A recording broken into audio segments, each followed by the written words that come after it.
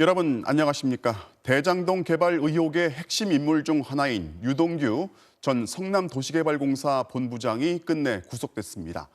화천대유가 천문학적인 특혜를 볼 수 있도록 사업을 설계해서 성남시에는 그만큼 손해를 입히고 자신은 수억 원의 뇌물을 챙겼다는 게 구속영장의 요지입니다.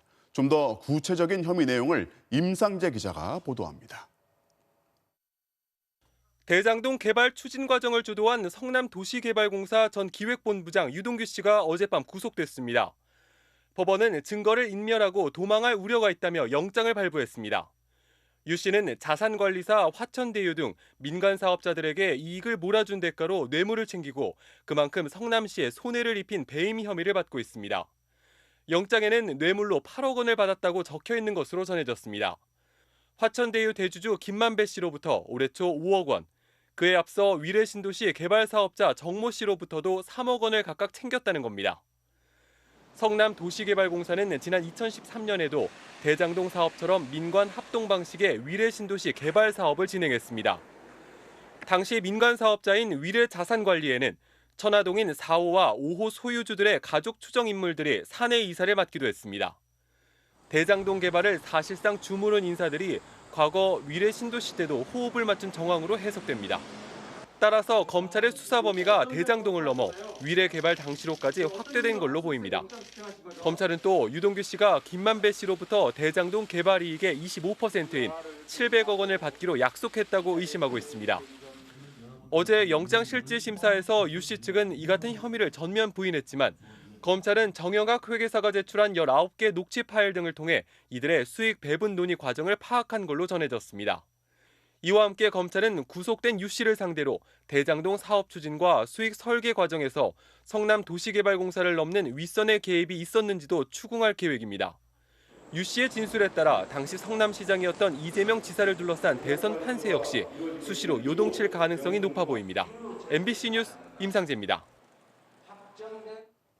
대장동 개발 의혹을 두고 첫 번째 구속 피의자가 나왔습니다. 하지만 등장인물도 많고 의혹이 복잡한 만큼 수사 상황과 방향 다시 한번 정리해 보겠습니다. 검찰 담당하는 이재욱 기자 나와 있습니다. 이 기자, 검찰로서는 첫 번째 구속영장이 발부가 됐으니까 수사에 좀 탄력을 받게 됐어요.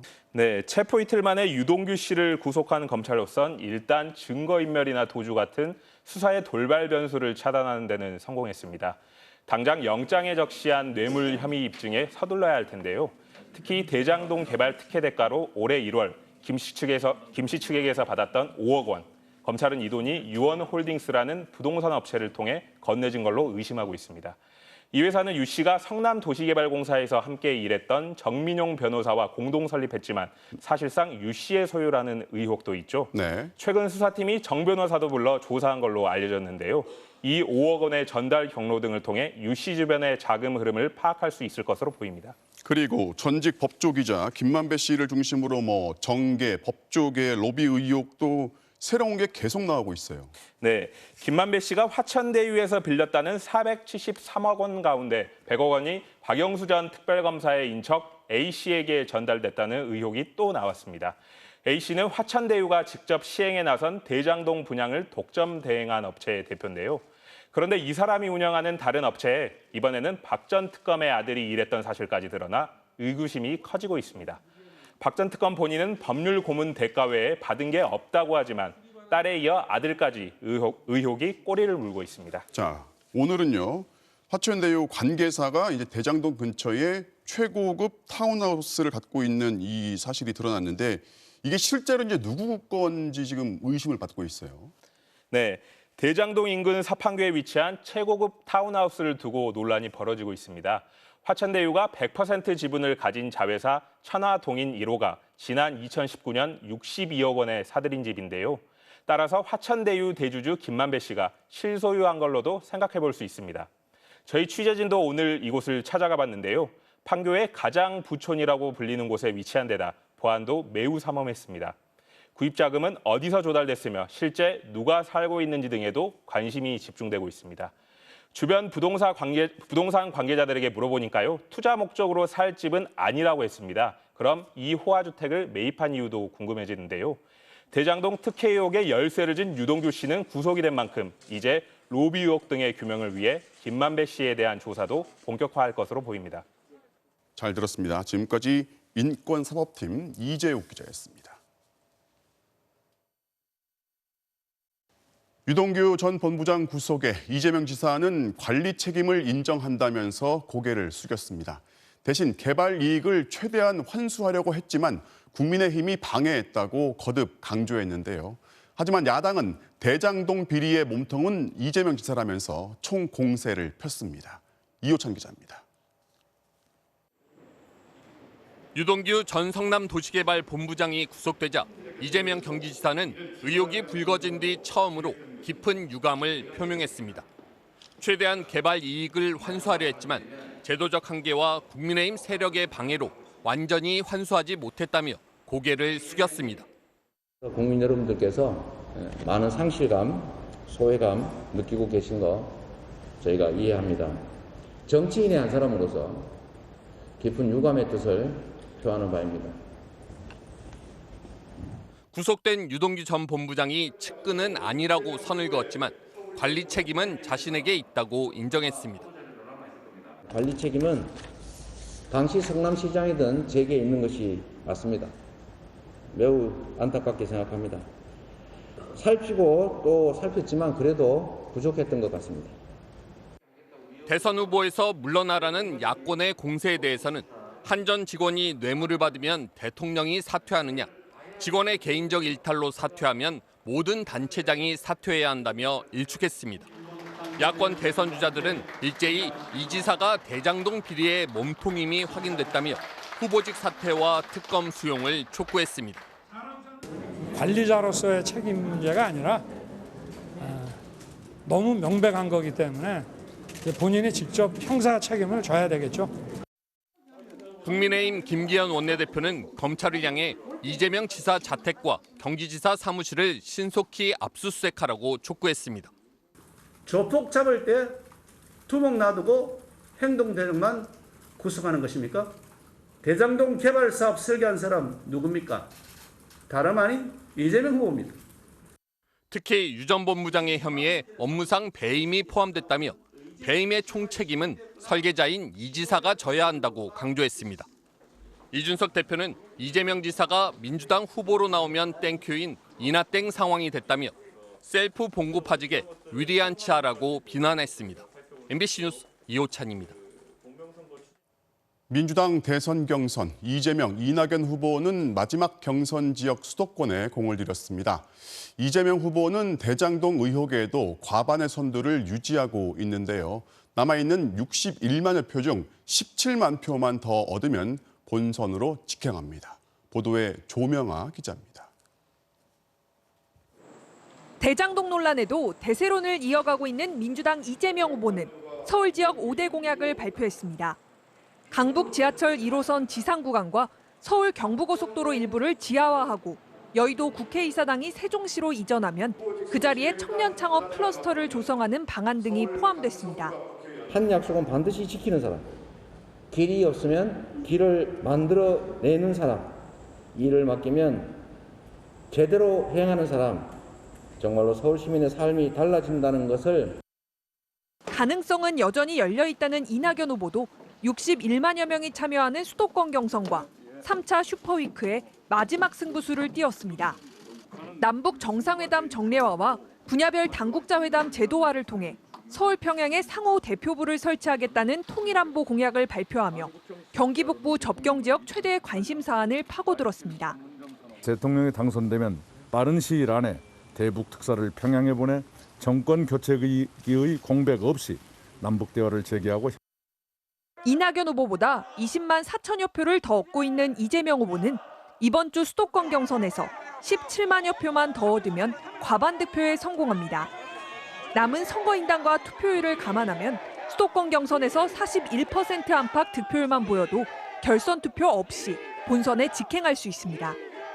이낙연 후보 측은 대장동 의혹이 본선 부담으로 작용할 수 있다는 점을 강조하며 결선 투표행을 호소하고 있습니다. MBC 뉴스 조명아입니다.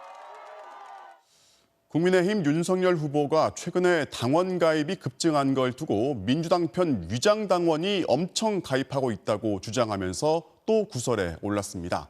손바닥에 쓴 임금 왕자를 두고서는 캠프 측의 해명이 오히려 논란을 키웠습니다. 김민찬 기자입니다. 논란이 된 윤석열 후보의 발언은 아들 문제로 선거 캠프에서 물러난 장제원 의원의 지역구를 찾은 자리에서 나왔습니다. 윤 후보는 민주당의 공격이 자신에게 집중됐다며 당원들에게 힘을 모아달라고 강조하다가 갑자기 위장 당원 의혹을 꺼냈습니다. 우리 당 경선에까지 마술을 뻗치고 있습니다. 여러분들 들으셨죠? 위장 당원들이 엄청 가입을 했다는 것을. 최근 넉 달 사이 국민의힘 당원이 26만 명 넘게 증가했는데 여기에 자신을 떨어뜨리기 위한 민주당 측 사람들이 상당수 포함됐다는 겁니다. 당내 경쟁 주자들은 즉각 반발했습니다. 유승민 후보는 일일 일망언으로 조롱거리가 된 윤 후보가 이제 국민의힘 이미지까지 실추시키고 있다며 당장 당원들에게 사과하라고 촉구했습니다. 위장 당원이라고 그렇게 주장을 하시려면 좀 증거를 내놓든지 아니 그 근거 없이 한 말이라면 우리 당원들께 깨끗하게 사과하시는 게. 홍준표 후보 측도 당원 모독이라고 비판했고 원희룡 후보는 최근에 입당한 윤 후보도 위장 후보냐고 꼬집었습니다. 파문이 확산되자 이준석 대표는 윤 후보가 당원 가입 자료를 해석하면서 오류가 있는 것 같다며 진화에 나섰습니다. 윤 후보 손바닥에 임금 왕자는 해명이 논란을 키우고 있습니다. 윤 캠프 측은 MBC 라디오에 출연해 방역 때문에 손을 씻는데 왕자가 왜 남았냐는 취지의 질문을 받고 주로 손가락 위주로 씻은 것 같다고 답했습니다. 다른 후보들은 국민적 불안에 대해 거짓말과 말장난으로 대처한다며 다시 비판했습니다. 홍준표 후보는 하태경 후보를 겨냥한 막말이 도마에 올랐습니다. 우리 당 해체하라고 하던 놈 아니냐. 그렇다고 저 팰 수도 없고. 하태경 후보는 막말로 당을 참패하게 만들었던 홍 후보가 다시 본색을 드러내고 있다며 당장 사과하라고 촉구했습니다. MBC 뉴스 김민찬입니다. 네, 이번 주 국회 국정감사의 가장 큰 주제, 바로 플랫폼 기업들의 독점 논란인데요. 오늘 이 문제를 집중적으로 다뤄보도록 하겠습니다. 카카오와 야놀자 같은 플랫폼 기업들이 최근 시장을 장악하는 방법 중에 하나가 공격적인 인수 합병입니다. 하지만 제대로 규제를 할 수가 없는 게 현실인데요. 법과 제도가 플랫폼 시대를 쫓아가지 못하고 있기 때문입니다. 먼저 이성일 기자의 보도부터 보시겠습니다. 식당들이 일제히 문을 닫는 밤 10시. 요즘 대리운전 콜센터가 유일하게 바쁜 시간입니다. 코로나 이전에 비하면 하루 중 호출 건수가 절반 이상 줄었습니다. 콜이 일단 없으니까 일을 할 사람이 일단 필요하지 않게 되는 거고, 주문 길어야 4시간, 짧은 피크타임에만 하는 상담원도 있고요. 하지만 코로나보다 더 무서운 게 있습니다. 카카오와 SK텔레콤 같은 플랫폼 공룡들입니다. 2016년 카카오가 시장에 진출한 이후 막대한 자금력으로 수수료를 낮추고 현금성 쿠폰을 뿌렸습니다. 그 결과 6천 개에 달하던 대리운전 호출 업체는 5년 사이 절반이 사라졌습니다. 최근에는 카카오가 아예 경쟁 업체를 사들이고 있습니다. 카카오 애플리케이션의 대리운전 시장 점유율은 15% 남짓. 여전히 전화콜이 80%를 넘는 점유율을 보이자 전략을 바꾼 겁니다. 시장 점유율 확대에 속도를 내고 있는 플랫폼 1위 업체 카카오 모빌리티는 전화콜 1위 업체를 인수하며 시장 판도를 흔들고 있습니다. 2만여 명의 생계가 달린 중소콜 업체들은 이에 강하게 반발하고 있습니다. 걔들이 수수료 끝까지 낮추겠어요? 잠깐 그렇게 하는 거다. 이 수수료 가지고도 우리가 지금 운영이 안 되는데 우리도 낮춰달라는 얘기예요. 우리 다 죽이고 나서 다시 올리겠다는 얘기예요. 내가 봤을 때. 실제로 2015년 카카오가 택시 호출 서비스를 시작한 뒤 전화로 택시를 부르는 콜택시 시장은 아예 사라졌습니다. 당시 전화 콜 수수료는 1,000원이었는데 카카오는 수수료를 없애고 다른 업체들의 씨를 말렸습니다. 콜택시 업체들이 사라진 지금 카카오는 손님과 기사 양쪽으로부터 다시 수수료를 받고 있습니다. MBC 뉴스 이성일입니다. 이 플랫폼의 독점과 횡포, 코로나를 계기로 더 빠르게 커지고 있는데 특히 숙박 플랫폼 시장의 70%를 장악하고 있는 야놀자 역시 감시의 사각지대에 놓여 있습니다. 야놀자에 내는 수수료의 광고료까지 부담이 커지고 있지만 그렇다고 이용을 끊을 수도 없어서 숙박업체들은 야놀자의 노예가 돼버렸다고 호소하고 있습니다. 이어서 이정은 기자가 전해드리겠습니다. 서울 서대문의 한 모텔. 코로나 이전에 월 4천만 원이던 매출이 올해 1,700만 원으로 반토막 났습니다. 고정 운영비가 2천만 원이니까 이미 300만 원 적자. 그런데 이게 끝이 아닙니다. 숙박 플랫폼 야놀자의 수수료 130만 원, 광고료 110만 원을 또 냈습니다. 한 달에 540만 원 적자입니다. 이 모텔 손님 10명 중 7명이 야놀자를 통해 들어옵니다. 그러니 이용을 끊을 수가 없습니다. 우리가 노예가 돼버린 거거든요. 왜 노예가 됐냐? 그러니까 손님들은 핸드폰을 보고서 노출되어 있는 쭉 업소들을 보게 되는데 내가 만약에 광고를 뺀다 그러면은 빠지잖아요. 그럼 일로 안 가게 된단 말이에요.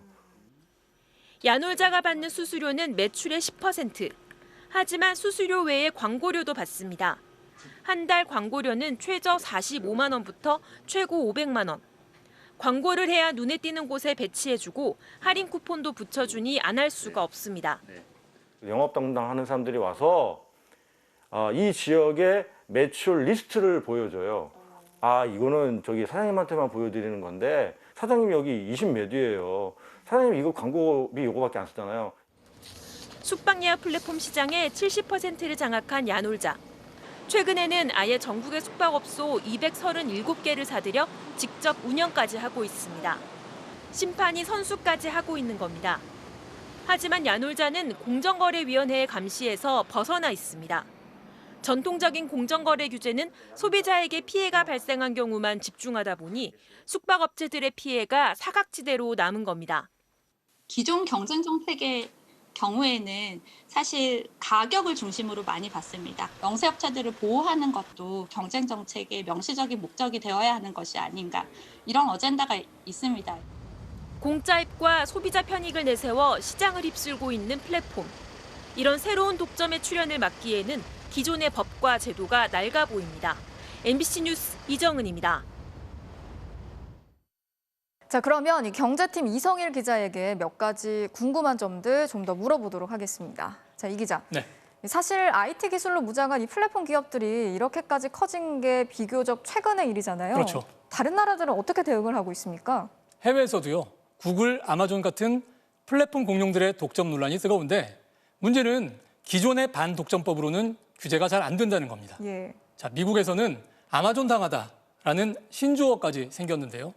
아마존이 작년 11월에 감기약이나 비타민 같은 약 판매 시장에 진출한다, 이런 얘기가 나오니까 기존 프랜차이즈 업체들 주가가 일제히 폭락을 했습니다. 그렇군요. 아마존이 워낙 공격적인 할인 행사를 할 게 뻔하기 때문에 이 업체들이 결국 버틸 수 없을 거다, 이렇게 본 거죠.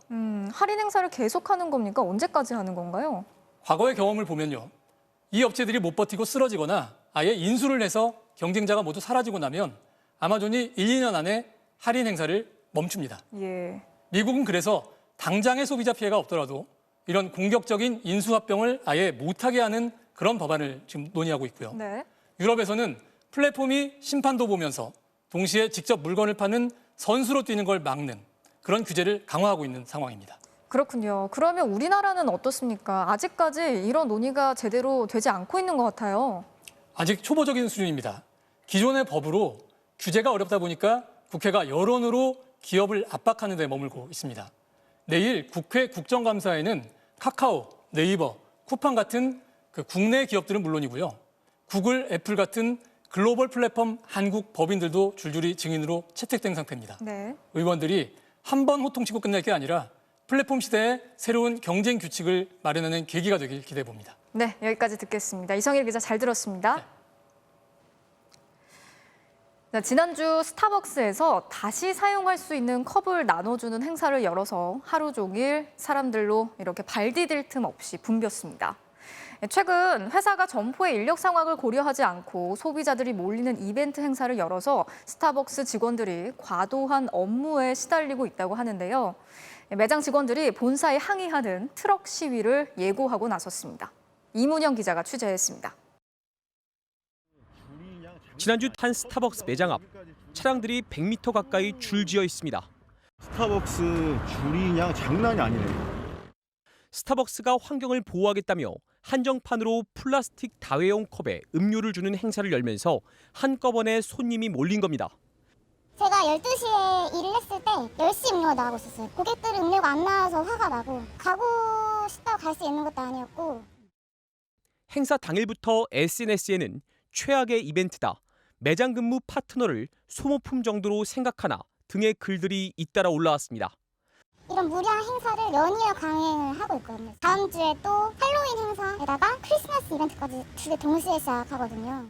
급기야 직장인 익명 커뮤니티에는 스타벅스 직원들이 6일부터 트럭 시위를 열자는 글을 올리고 집단 행동에 나섰습니다. 스타벅스는 전 점포를 직영점으로 운영하고 노조가 없는데 직원들이 단체 행동에 나서는 것은 이번이 처음입니다. 직원들의 요구 사항은 처우를 개선하고 과도한 마케팅을 지양해달라는 것. 친환경적인 회사를 지향하고 있지만 리유저블 컵 역시 몇 번 쓰다 버려야 하는 플라스틱이고 그런 식의 두 얼굴의 마케팅을 좀 안 했으면 좋겠어요. 스타벅스 매장 직원들은 보통 9,000원대의 시급을 받는데 본사가 소비자들이 몰리는 행사를 잇따라 열면서 추가적인 보상이나 인력 충원은 하지 않았다는 겁니다. 줄퇴사라 그러죠. 다들 퇴사를 하고 있어요. 점점 버티다 못해 생활고에 시달려서 퇴사를 하는 사람들이 많고 사람들은 갈려나가는 거고 힘들어서. 논란이 커지자 스타벅스 본사 측은 충분한 예측과 대응이 부족했던 점을 인정한다며 앞으로 직원들의 의견을 업무에 반영하겠다는 입장을 내놨습니다. MBC 뉴스 이문현입니다. 윤석열 전 검찰총장 장모의 가족회사가 10년 전 경기도 양평에서 도시개발 사업을 추진하면서 양평군으로부터 인허가상 특혜를 받은 게 아닌지 의심되는 대목들이 발견됐습니다. 윤 전 총장 장모의 가족회사는 양평군이 정한 사업 시한을 넘겼는데도 아무 조치 없이 개발 사업을 이어갔고 뒤늦게 이걸 확인한 양평군도 별다른 문제를 삼지 않았습니다. 김재경 기자의 단독 보도입니다. 경기 양평군 공흥지구의 한 아파트 단지, 5개 동 350세대 규모입니다. 윤석열 전 검찰총장의 장모 최모 씨와 최 씨 가족들이 주주인 시행사가 개발해 지난 2016년 7월 준공했습니다. 감사 보고서로 확인된 분양 수입은 800억 원에 달합니다. 지난 2011년 7월 인근 지역에 임대주택을 만들려던 토지주택공사 LH의 계획이 양평군의 반대로 백지화됐는데 한 달 뒤 이번엔 최 씨 회사가 신청한 도시개발 사업을 양평군이 수용해 개발이 시작됐습니다. 양평군이 도시개발 사업을 하라고 인가한 기간은 당초 2012년 11월부터 2014년 11월까지 2년간입니다. 그런데 아파트 준공은 2016년 7월, 사업 시한을 1년 8개월 넘긴 시점이었습니다. 원래 사업이 인가 기간을 넘겨 지연되면 사업 시한을 미리 연장해야 하는데 최 씨 회사도 양평군도 아무런 조치를 하지 않았습니다. 2014년 11월 이후로는 사실상 미인가 상태로 공사가 진행된 셈인데 이 문제는 더 이상한 방식으로 해결됐습니다. 양평군은 아파트 준공 한 달 전인 2016년 6월 뒤늦게 시한 연장을 고시했고 그것도 2014년 11월부터 2년간으로 소급 적용해 준 겁니다. 특혜 의혹이 불거지는 이유입니다. 당시 양평군수는 아무 조치가 없다가 준공을 앞두고 인가를 소급 연장했습니다. 이는 특혜가 의심되고 이에 따른 철저한 조사가 필요합니다.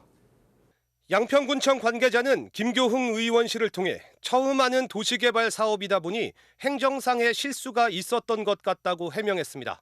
하지만 국토부와 경기도 실무 담당자는 사업 시한이 끝났는데도 시행사가 시한 연장 조치 없이 사업을 추진하는 건 개발 사업이 취소될 수도 있는 이례적인 일이라고 지적했습니다.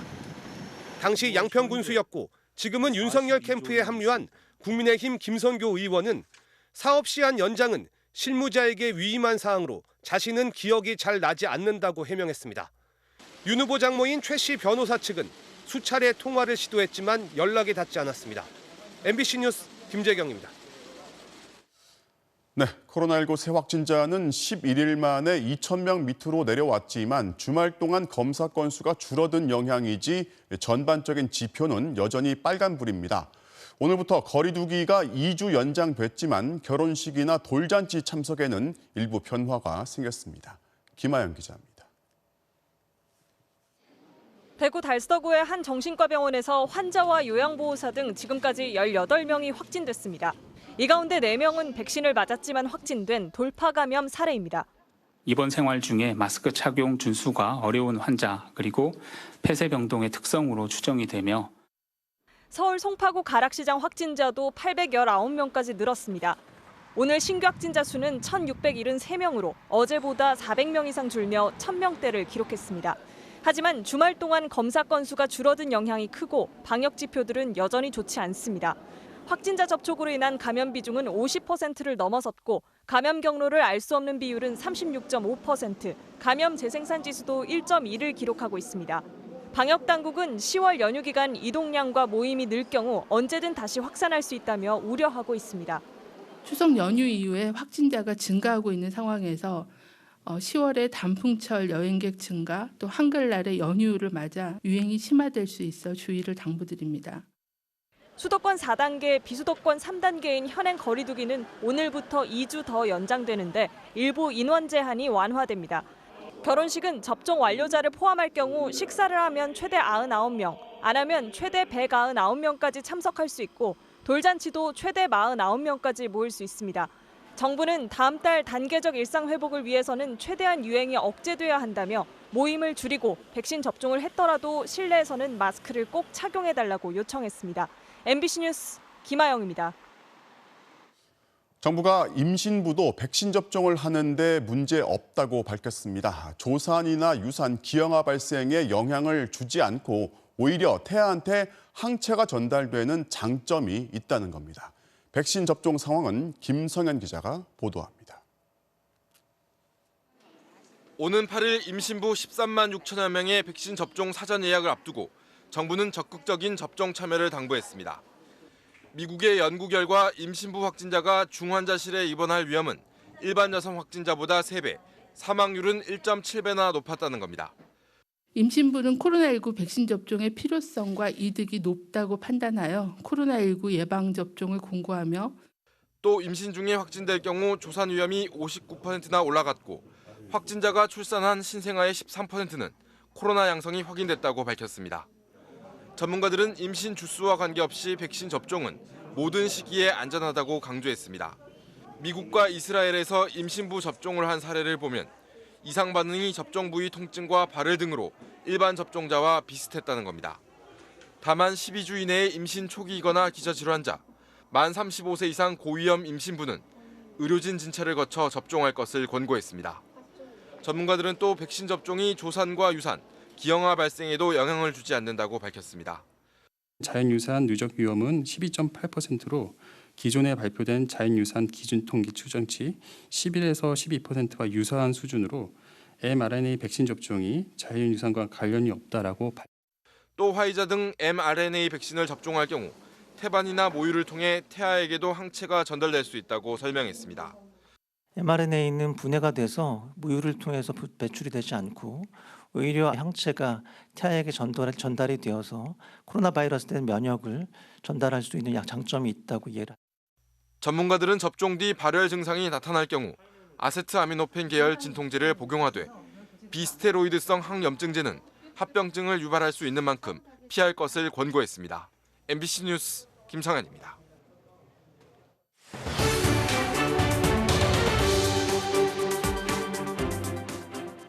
비대면 소비가 늘면서 차량에 탑승한 채로 구매하는 매장이 증가했습니다. 그런데 이용자들은 편할 수 있지만 길게 늘어선 차량 때문에 보행자나 다른 차량 운전자들은 큰 불편을 겪기도 합니다.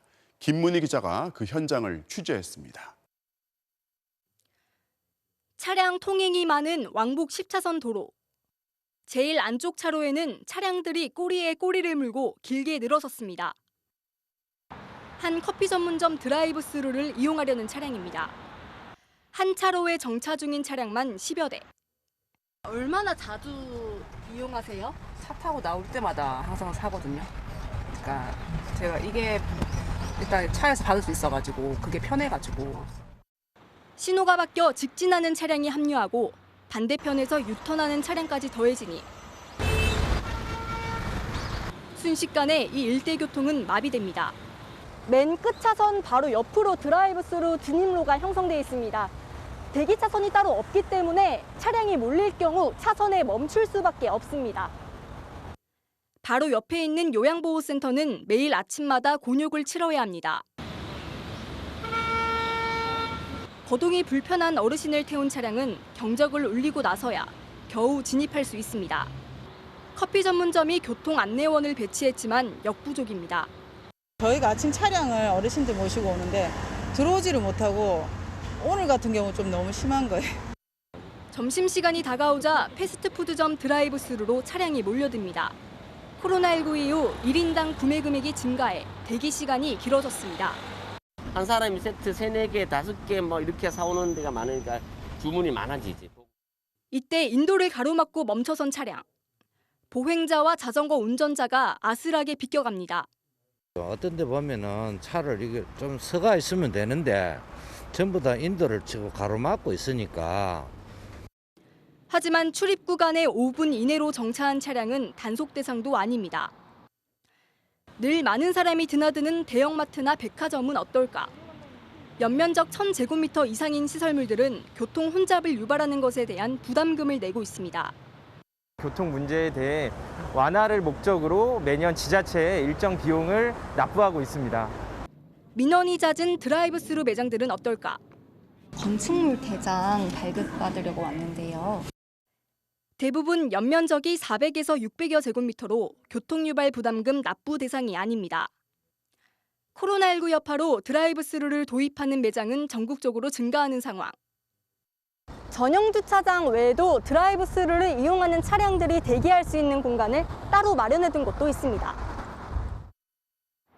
충북 제천 등 일부 지자체에서는 해당 업소에 도로 점령 허가를 내주고 업소는 대기차로 조성 비용을 부담해 시민들의 불편을 줄이고 있습니다. 비대면 시대에 누군가는 편리하게 이용하는 드라이브스루. 하지만 또 다른 누군가는 불편함을 호소하고 있고 교통체증 관련 민원도 매달 꾸준히 발생하고 있습니다. MBC 뉴스 김문희입니다. 정부가 쿠팡물류센터 5곳을 근로감독한 결과 보고서를 MBC가 입수했습니다. 야간 노동만 전담하는 직원이 전체의 절반 가까이 됐지만 이 문제는 전혀 지적받지 않았습니다. 규제 자체가 없는 겁니다. 윤상문 기자가 취재했습니다. 서울 강남권의 물류를 담당하는 쿠팡 장지물류센터. 서울지방노동청이 지난 5월 이곳에 대한 근로감독에 착수했습니다.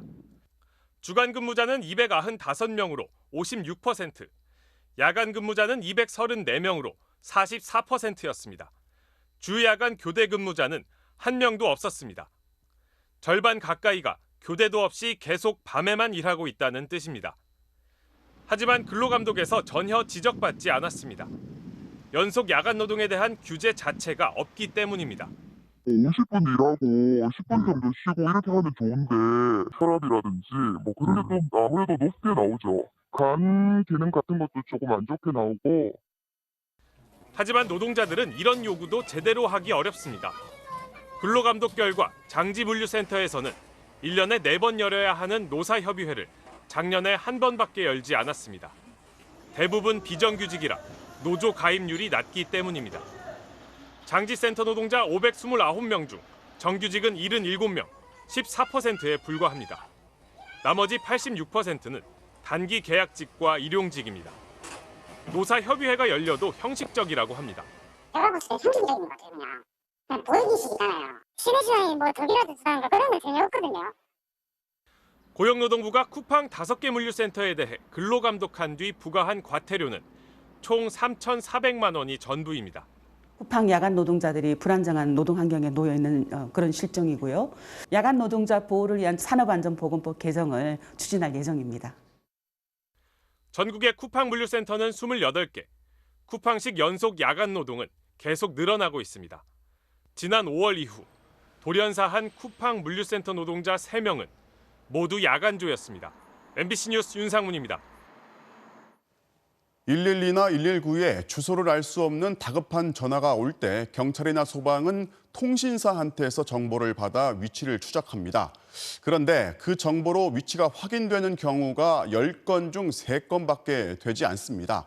기술이 없어서가 아니라 제도와 의지의 문제였습니다. 손하늘 기자가 취재했습니다. 경기도 광명의 한 주택가 골목을 경찰관들이 수색합니다. 112에 40대 여성이 다급한 목소리로 살려달라고 해 위치 추적에 나선 겁니다. 하지만 경찰이 전화가 온 장소를 찾은 건 신고 이후 50분이나 지난 뒤였고 그 사이 여성은 흉기에 찔려 숨졌습니다. 경찰은 10차례 위치 추적을 시도했는데 오차 범위가 30m로 가장 정확한 GPS는 신호가 아예 잡히지 않았고 오차 범위가 50m인 무선 인터넷 신호는 딱 한 번 잡혔습니다. 지난해 경찰에서 각 통신사에 요청한 위치 추적은 모두 270만 건, GPS 신호는 37%, 무선 인터넷 신호는 35%만이 위치 정보를 받는 데 성공했습니다. 소방 역시 전체 820만 건 중 GPS 추적 성공은 3분의 1 수준에 그쳤고 무선 인터넷 신호를 추적한 건 절반도 안 됐습니다. 지형지물 때문에 신호가 잡히지 않을 수 있고 아이폰과 같은 외국산 휴대전화의 경우엔 애시당초 무선 인터넷과 GPS 값을 추적할 수 없기 때문입니다. 사각지대 들어가면은 위치 추적이 안 되는 경우가 있어요. 산악지나 섬수도 있고 여러 가지 다양한 상황이 너무 많다 보니까. 기지국 신호도 확보를 하지만 도심이 아닌 외곽 지역엔 기지국 수가 적다 보니 오차 범위가 최대 2km나 돼 긴급 상황에선 사실상 무용지물입니다. 개선 방안은 없는 걸까? 지난 2월 30대 남성이 렌터카로 초등학생을 납치해 성폭행한 사건. 범인에게서 풀려난 피해 아동이 휴대전화를 켜면서 위치 정보가 수신됐는데 GPS, 무선 인터넷, 기지국 신호가 각각 다른 장소를 지목했습니다. 그런데 이 세 가지 측정 방식의 오차 범위를 지도상에 표시하니 아동의 위치가 특정 지점에 50m 안으로 좁혀집니다. 세 신호를 조합해 복합측이라 불리는 이 기술은 분실 휴대전화 찾기 같은 민간 서비스에선 지금도 활용 중입니다. 실제로 취재진이 건물 실내에 휴대전화를 놓아두고 이 방식을 써보니 오차범위 15m 안에 위치가 정확히 표시됩니다. 하지만 경찰과 소방은 이 기술을 아직 실무에 활용하지 않고 있습니다. 위치정보법 주무부처인 방송통신위원회가 도입을 결정하지 않았다는 이유입니다. 긴급 범죄가 발생됐을 때 그 피해자가 어디 있는지 먼저 알면 찾아가서 얼마든지 구해낼 수가 있는데 신속하게 그 범죄를 방지시키는 차원 이런 것에서 이런 방식을 도입해야 된다. 이에 대해 방통위는 연말까지 시험 기간을 거쳐 이르면 내년부터 도입하는 방안을 검토하겠다고 밝혔습니다. MBC 뉴스 손하늘입니다. 북한이 한미 연합훈련에 반발하면서 일방적으로 차단했던 남북 통신 연락선을 55일 만에 다시 복원했습니다. 하지만 북한은 여전히 적대시 정책 폐지를 전제 조건으로 제시하고 있어서 남북 관계 복원으로 이어질지는 좀 더 지켜봐야 할 것 같습니다. 서희영 기자가 전해드리겠습니다. 지난 8월 10일 이후 조용했던 남북 공동연락사무소에서 남북 연락관의 목소리가 오갔습니다. 오랜만이고요.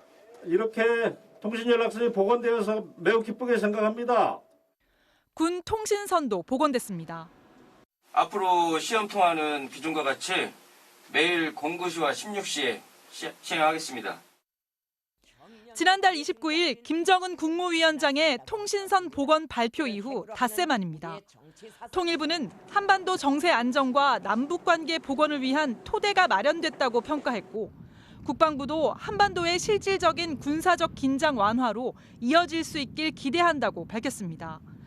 북한은 통신선 복원을 발표하면서 중대 과제 해결을 다시 거론했습니다. 미사일 개발 등을 도발로 규정하는 이중잣대와 대북 제재 등의 적대시 정책 철회를 남북관계 회복의 선결 조건으로 다시 제시한 겁니다. 북한의 이 같은 요구에 대해 미국은 남북 협력을 강력히 지지한다는 입장 외에 대북 제재 완화 등은 언급조차 하지 않고 있습니다. 우리 정부도 대북 적대 정책 철회는 일방적인 주장이어서 한미 양국이 받아들일 수 없다는 입장입니다. 이 때문에 통신선 복원이 관계 회복으로 이어질지는 아직 불투명합니다. 북한은 김정은 위원장이 통신선 복원을 발표한 다음 날인 지난달 30일 다시 미사일을 발사했습니다. 대화와 대결 다 열려 있는 정상적인 나라다라고 하면서 도발이 아니라 이게 정상적인 군사 활동으로 고착을 시키고 인정받으려고 하는 그런. 잇따른 미사일 실험 이후 통신선을 복원한 것은 대화와 군사 행동을 병행할 수 있는 새로운 국면을 만들려는 북한의 시도일 수 있다는 분석도 나옵니다.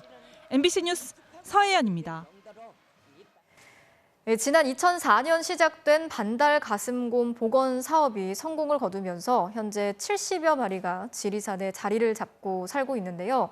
야생 적응에 실패를 해서 다시 보호시설로 돌아오는 경우도 적지 않다고 합니다. 그런데 이 수용시설이 가득 차서 스트레스를 받은 곰들이 이상 행동을 보이고 있다는데요. 김민욱 기자가 취재했습니다. 지리산의 반달 가슴곰 증식관리장. 곰 한 마리가 벽을 따라서 같은 공간을 계속 왔다 갔다 합니다. 갇혀 지내는 곰의 전형적인 이상 행동인 정형 행동입니다. 이것은 곰의 스트레스에 의한 것으로 우리 인간에 비교하자면 자폐증 증상하고 비슷하고 볼 수 있습니다. 스트레스 해소를 위해 자연 환경과 가깝게 조성된 방사장 5곳이 있지만 개체수가 23마리까지 늘면서 턱없이 부족해진 겁니다. 현재 상태로서는 이틀에서 3일에 한 번 정도 이렇게 방사장을 나올 수 있는 상황이고요. 지난 2004년부터 반달곰 복원 사업이 진행되면서 지리산 일대에 최소 74마리의 곰이 자리를 잡는 동안 야생에서 회수되는 곰도 같이 늘었기 때문입니다. 지금 저 곰은 지리산에 방사했지만 울무에 걸려서 다리 한쪽이 잘렸습니다. 이처럼 이곳의 곰들은 야생 적응에 실패했거나 증식을 위해서 해외에서 들여온 곰들입니다. 2010년까지 8마리였던 곰이 3배 가까이 늘면서 23칸의 우리는 올 들어 꽉 차게 됐지만 방사장의 면적은 계속 그대로입니다. 시설을 확충하기 위한 계획이 2년 전에 세워졌지만 이제야 설계 예산이 반영됐습니다. 그 곰이 원래 생각했던 그렇게 광활한 자연에서 살 수는 없긴 하지만은 적어도 본인들이 살만한 충분한 공간은 확보를 해야 된다. 국립공원연구원은 우선 기존 방사장을 쪼개 숫자를 늘리고 이르면 2023년 시설을 확장한다는 계획이지만 전문가들은 질병 예방이나 유전적 다양성 확보를 위해 반달곰을 분산 수용하는 방안도 검토해야 한다고 조언했습니다. MBC 뉴스 김민욱입니다. 한 50대 여성 공인중개사가 대낮에 자신의 사무실에서 흉기에 찔려 숨진 채 발견됐습니다. 30대 남성인 가해자는 범행 직후 근처에 있는 다세대 주택 옥상으로 올라가서 스스로 목숨을 끊었습니다. 임명찬 기자가 취재했습니다. 서울 은평구의 한 공인중개사 사무실. 출입 통제선이 쳐져 있고 감식 반원들이 분주히 현장을 오갑니다. 오늘 오전 11시 반쯤 공인중개사인 50대 여성이 흉기에 찔려 숨졌습니다. 경찰 쪽에 모르는 사람이 찾아와서 흉기를 가지고 어떻게 한다 이제 그런 내용이에요. 30대 남성 피의자는 범행 직후 차를 타고 도주했습니다. 이 남성은 범행 현장으로부터 약 150m가량 떨어진 이곳에 차량을 버려두고 스스로 목숨을 끊었습니다. 지나가던 행인들이 사건 현장을 목격해 경찰과 119에 신고를 했습니다. 제가 차를 빼달라고 차를 아무렇게나 주차를 해놓고 올라가서 차는 빼달라고 전화를 했는데 평택이 원래 주소지인가 봐요. 경찰은 경기도에 사는 남성이 멀리서 차를 타고 와 사무실에서 10분 이내로 머무른 뒤 수차례 흉기를 휘두른 것으로 보고 있습니다.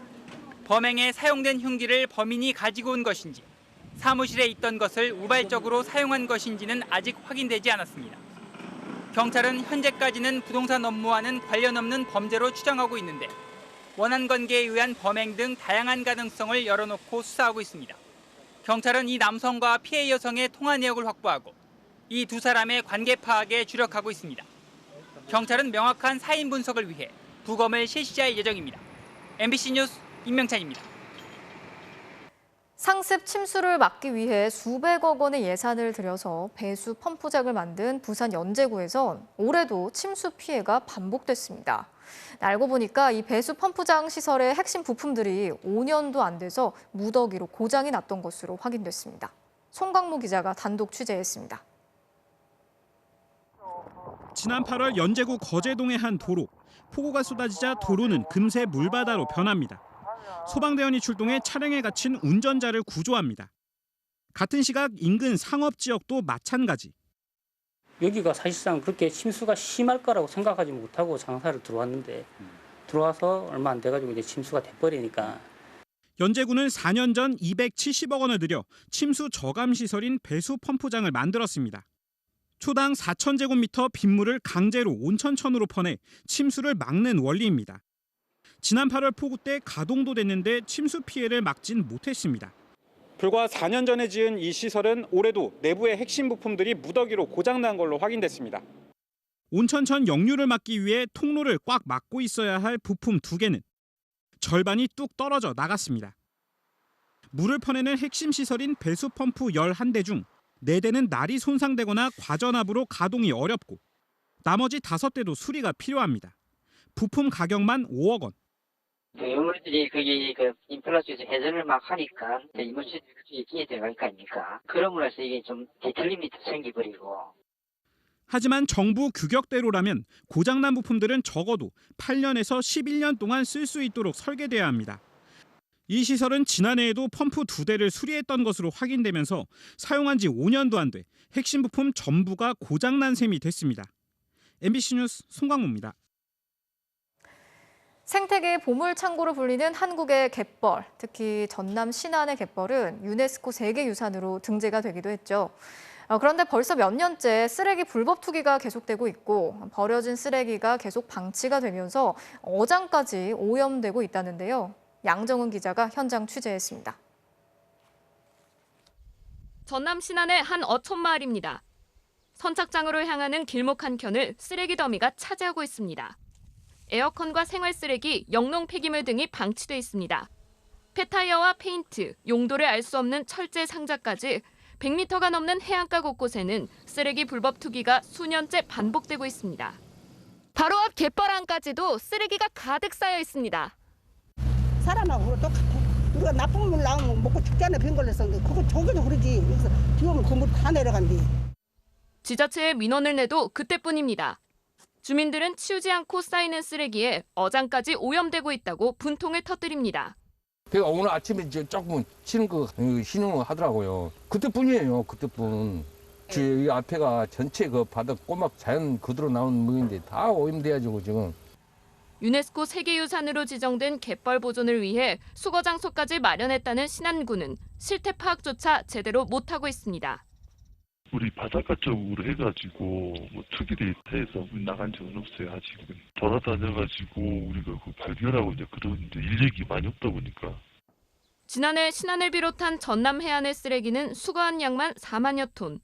관리의 손길이 닿지 않는 곳을 감안하면 해안가 주변을 오염시키는 쓰레기 양은 훨씬 더 많을 것으로 보입니다. MBC 뉴스 양정은입니다. 미국 캘리포니아주 남쪽 해상에 57만 리터가 넘는 대규모 원유가 유출되는 사고가 발생했습니다. 로스앤젤레스 남쪽 해변에 물고기들의 사체가 떠밀려 오기 시작했는데 대규모 환경 재앙이 우려되고 있습니다. 신정영 기자가 전해드리겠습니다. 바닷물 위에 검은 기름이 둥둥 떠 있습니다. 모래사장 위엔 끈적한 기름덩이가 쌓여갑니다. 미국 캘리포니아 남부 헌팅턴 비치에서 약 8km가량 떨어진 해상에서 대규모 원유 유출 사고가 났습니다. 지난 주말 바다 한가운데서 원유를 채굴하는 장치와 연결된 송유관이 파손돼 기름이 유출된 것으로 파악됐습니다. We notified the Coast Guard Saturday morning when we were doing a line inspection. We noticed the sheen in the water. 현재까지 유출된 기름의 양은 최소 57만 리터. 로스앤젤레스 남쪽 헌팅턴 해변에서 아래쪽 뉴포트 해변까지 10.7km에 걸쳐 기름띠가 형성됐습니다. The smell is pretty strong. You can even smell it out in the parking lot. It smells bad. It's very obvious that it's a spill.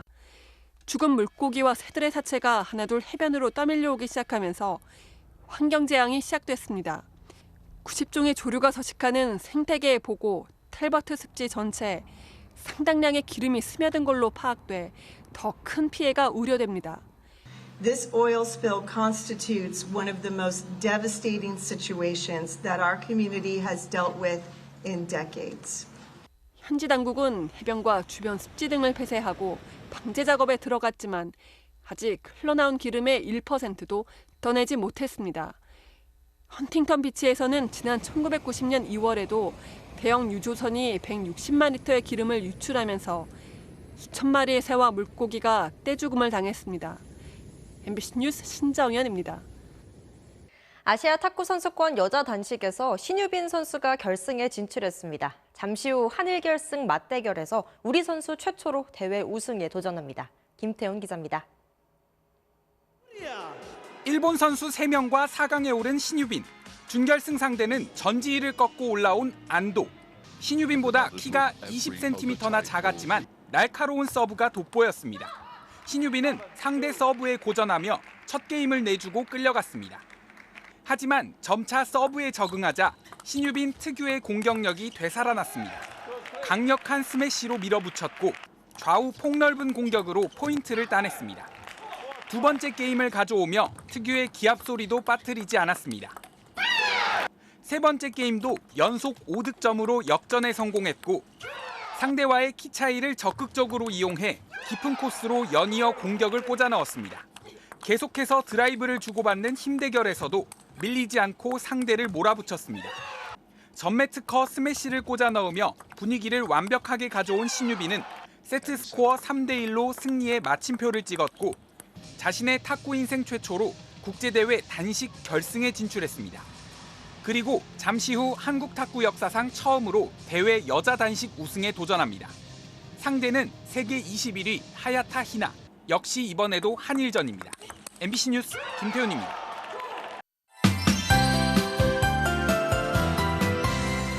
따뜻한 남풍이 먹구름을 가득 몰고 왔습니다. 남풍이 강한 탓에 제주에서는 한여름에 나타날 법한 열대야까지 기승을 부렸습니다. 오늘 밤사이 북쪽으로는 강한 비구름이 머물겠습니다. 현재 서울은 비가 오락가락하는 정도지만 파주와 포천 등지에는 시간당 20mm 안팎의 세찬 비가 쏟아지고 있는데요. 중북부 지방은 앞으로 사흘가량 길게 비가 이어지겠습니다. 가장 많고 또 강한 비가 집중되는 지역은 강원 북부와 경기 북부로 100에서 150mm 이상의 많은 비가 집중되겠고요. 특히 오늘 밤과 내일 낮 사이 벼락과 돌풍을 동반한 시간당 40mm 이상의 장대비가 쏟아지겠습니다. 서울에도 최고 40mm가량의 비가 내리겠습니다. 내일도 남부지방은 비 소식 없이 대체로 맑기만 하겠고요. 대구의 낮 기온이 30도까지 오르는 등 늦더위가 지속되겠습니다. 서울은 25도로 종일 선선하겠습니다.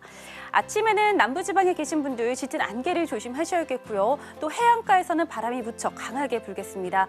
아침 최저 기온은 서울 22도, 대구 19도입니다. 낮 최고 기온은 서울 25도에 머물겠고 대구 등 남부지방은 30도 안팎까지 오르겠습니다. 중부지방은 주 후반까지 흐리거나 비가 오는 날들이 이어지겠습니다. 날씨였습니다. 네, 10월 4일 월요일에 보내드린 뉴스데스크 마치겠습니다. 오늘도 함께해 주신 여러분 고맙습니다.